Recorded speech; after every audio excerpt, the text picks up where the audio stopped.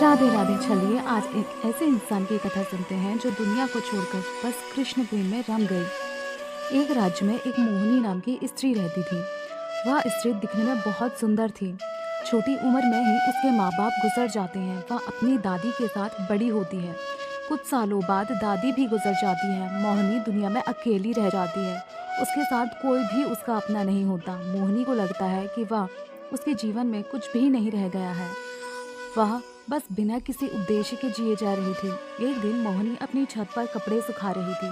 मोहिनी के घर के पीछे एक बहुत बड़ा बाजार होता है। कुछ लोगों की नज़र मोहिनी पर पड़ जाती है। वह लोग मोहिनी को निहारने लगते हैं। ऐसे ही कई दिन बीत जाते हैं। जब भी मोहिनी छत पर जाती लोग उसे निहारने लग जाते।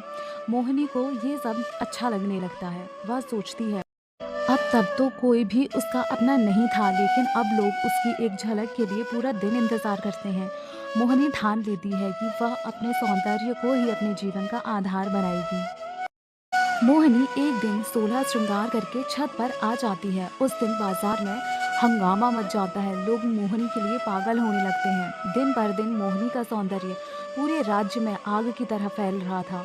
अब तो बाजार में लोगों की भीड़ हर दिन बढ़ती जा रही थी। मोहिनी के हजारों चाहने वाले हो गए थे।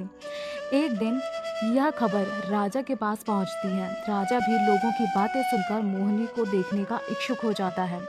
एक दिन राजा मोहिनी को अपने दरबार में बुला लेता है। वह मोहिनी को बहुत सारा धन देता है और कहता है, आज से तुम हर दिन महल में नृत्य करोगी और बदले में हम हर दिन तुम्हें बहुत सारा धन देंगे। मोहिनी राजा की बात मान जाती है। अब वह हर दिन महल आती और राजा को उसका सुंदर नृत्य दिखाती।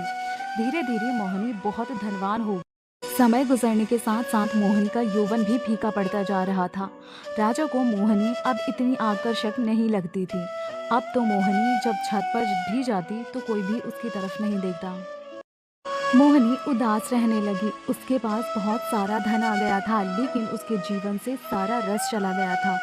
एक दिन मोहिनी महल में पहुंची तो द्वारपालों ने मोहिनी को बाहर से ही वापस भेज दिया। उन्होंने कहा, अब महाराज को आपकी कोई ज़रूरत नहीं। उन्होंने नई नर्तकी का इंतज़ाम कर लिया है। अब आपको महल आने की कोई आवश्यकता नहीं। मोहिनी रोते हुए अपने घर जा रही थी। तभी रास्ते में उसे एक साधु दिखाई देते हैं। मोहिनी को रोता पाकर साधु मोहिनी से पूछते हैं, क्या हुआ बेटी, आप रो क्यों रही हो? साधु की बात सुनकर मोहिनी साधु को सब कुछ बता देती है। मोहिनी की यह बात सुनकर साधु कहते हैं, बेटी, अगर तुम इस संसार में खुश रहना चाहती हो तो आज से ही प्रभु के लिए जीना शुरू कर दो। हमारे प्रभु बहुत कृपालु हैं। हमारी भक्ति देखकर वह हमसे रीझ जाते हैं और फिर कभी हमारा साथ नहीं छोड़ते। साधु की बात सुनकर मोहिनी साधु को धन्यवाद करती है और अपने घर आ जाती है। अगले दिन से मोहिनी कृष्ण के लिए सजना शुरू करती है। वह हर दिन सजती और पूरा दिन कृष्ण के सामने बैठी रहती। वह पूरी निष्ठा से अपना नृत्य दोहरा रही होती है। भगवान भी मोहिनी की भक्ति भाव को देखकर प्रसन्न हो जाते हैं। एक दिन मोहिनी अपनी आंखें बंद करके कृष्ण के सामने बैठी होती है। उस दिन उसकी आंखों में आंसू होते हैं। वह प्रभु से कहती है, प्रभु, मैं जानती हूँ मैं अब आपके लायक नहीं रही, शायद इसीलिए आप मुझे दर्शन नहीं दे रहे हैं। अगर आप मुझे दर्शन नहीं देंगे तो मैं मान लूँगी कि आप भी मुझे सारी दुनिया की तरह ही देखते हैं, जिसके पास ना अब यौवन है और ना ही कोई सहारा। इतना कहकर मोहिनी रोने लगती है। तभी प्रभु स्वयं मोहिनी के आंसू पोंछने आते हैं और कहते हैं, मोहिनी, तुम्हें क्या लगता है कि मैं भी तुम्हें सारे संसार की तरह देखता हूँ? इतना कहकर प्रभु मुस्कुराने लगते हैं और आगे कहते हैं, मोहिनी, तुम्हारी जिस सुंदरता को मैं देख सकता हूँ उस सुंदरता को दुनिया की आंखें कभी नहीं देख सकती। और रही बात तुम्हें इंतज़ार कराने की, तो मोहिनी, मैं भी तुम्हारा इंतज़ार कर रहा था। मैं अपने भक्तों को कभी इंतज़ार नहीं कराता। मोहिनी, जिस जिस दिन उनका चित्त निर्मल हो जाता है और वह दुनिया के सारे संबंधों से विरक्त हो जाते हैं, कोई मोह, कोई लालच और कोई आकर्षण नहीं होता उनके मन में, मैं स्वयं उनसे मिलने आता हूँ।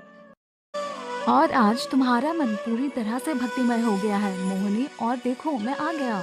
प्रभु की बात सुन मोहिनी प्रभु के चरण पकड़ लेती है और कहती है, प्रभु, आप मुझे अनंत काल के लिए अपने श्री चरणों में स्थान दे दीजिए। मोहिनी की बात सुन प्रभु मुस्कुराते हुए कहते हैं, मेरे भक्तों का स्थान तो सदैव मेरे हृदय में होता है। इतना कहकर प्रभु मोहिनी के सर पर हाथ रख देते हैं और अंतर ध्यान हो जाते हैं। उस दिन के बाद मोहिनी प्रभु के स्वरूप को मन में बसाकर प्रभु के ध्यान में खो जाती है।